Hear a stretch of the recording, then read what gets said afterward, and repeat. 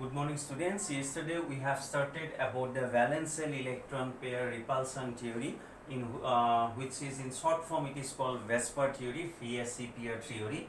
Now this is one of the theory by which you can explain about the structure of a molecule. Actually, those molecule in which the central atom do not have any lone pair of electrons. For that type of compound, you can find out the structure by the concept of hybridization. But those compound in which the central atom contain lone pair, then for that type of compound you cannot explain the original structure by the concept of hybridization. You have to apply this VSEPR theory. So have you got it what I am saying? Those compound in which the central atom contain only bond pair, no lone pair, then you can explain the structure from the hybridization concept. I mean, you will get the regular shape like linear, triangular, tetrahedral, square planar. This type of shape are called regular shape or your symmetrical shape. But those molecule in which the central atom contain not only bond pair, some lone pair also present, for that type of molecule you will get some different structure which is given by your hybridization concept. From that hybridization concept you will get some different structure. For example, in water the central atom is oxygen, and oxygen contain two lone pairs of electron, and due to presence of these two lone pair of electron, although oxygen atom undergo sp3 hybridization, you don't get the tetrahedral shape. In water you will get a band shape like this. So it is due to the presence of lone pair of electron inside the central atom. So that is why those molecule in which the central atom contains some lone pairs, for that type of molecule, if you want to explain about the structure and if you want to explain about the bond angle, you can explain by the concept of VSEPR theory. Yesterday I have told you the main points of VSEPR theory. Those molecules which contain only two atoms, that type of molecule always have linear shape, like hydrogen molecule, chlorine molecule, they always have linear shape. But those molecules which contain three or more than three atoms, then for example water contains three atoms, two atoms hydrogen, one atom oxygen, then one atom is said to be the central atom and the other atoms which are linked with central atom, and these atoms are called surrounding atom. Now another point, when a central atom is linked with three similar atoms, suppose like this, boron is central atom, fluorine is the surrounding atom. Since the surrounding atoms are same, and if the boron, I mean if the central atom do not contain any lone pair, then the repulsion between the bond pair will be same. I mean they will be in equal distance and you will get the equal bond angle in between them. But if one surrounding atom is different, suppose one is bromine, another two are fluorine, then you don't get the regular shape. I mean you don't get the angle equal, the angle you will get different, shape will be something different from triangular. So that is why if the surrounding atoms are same and if the central atom do not have any lone pair, then you will get the original shape, I mean you will get the symmetrical shape. So surrounding atoms should be same and there should be no lone pair inside the central atom, then you will get the regular shape. So this is one of the point. Again, another point, a central atom may contain two types of electron pairs. Some pairs are called bond pairs which involve in bonding, and some pairs are called lone pairs which do not take part in bonding formation.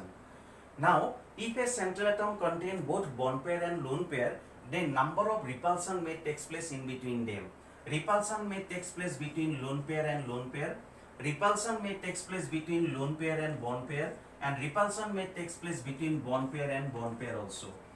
So if a molecule contain only bond pair, then bond pair repulsion takes place. If a molecule contain one lone pair, another bond pair, then lone pair repulsion may take place. And if an atom contain more than two lone pair, then lone pair also repulsion also may take place. And one thing you should know, lone pair repulsion is the strongest one, then lone pair, then bond pair. So that is why, suppose in water, since oxygen contain two lone pair, mainly you have to observe the lone pair repulsion, because this repulsion is the strongest one. And due to this interelectronic repulsion, due to the repulsion between this lone pair and this lone pair, the bond pair come closer, and that is why the angle in water, although it should be 109.5 degree due to sp3 hybridization, but you will get the angle 104 degree.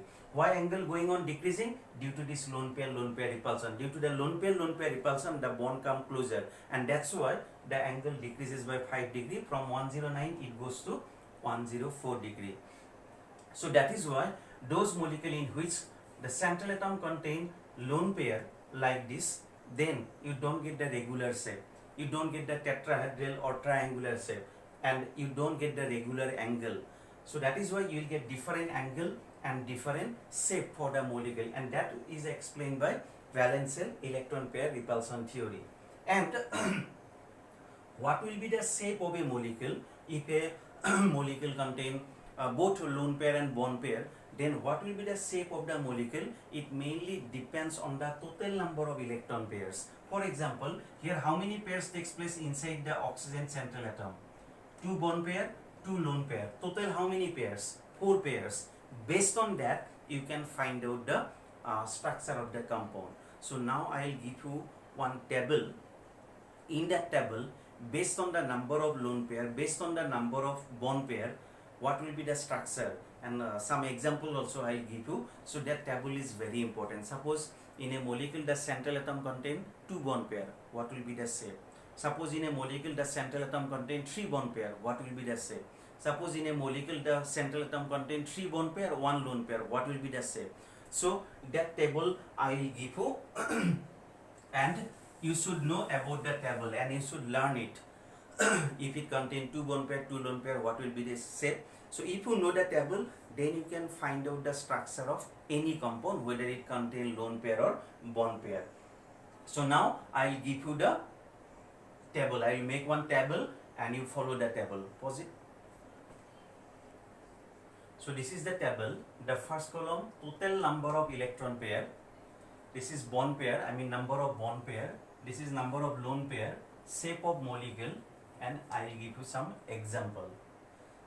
Suppose total number of electron pair is 2 and total number of bond pair inside the central atom is 2. So lone pair should be 0 because total is 2 na. All are bond pair, no lone pair. Then what will be the shape of the molecule?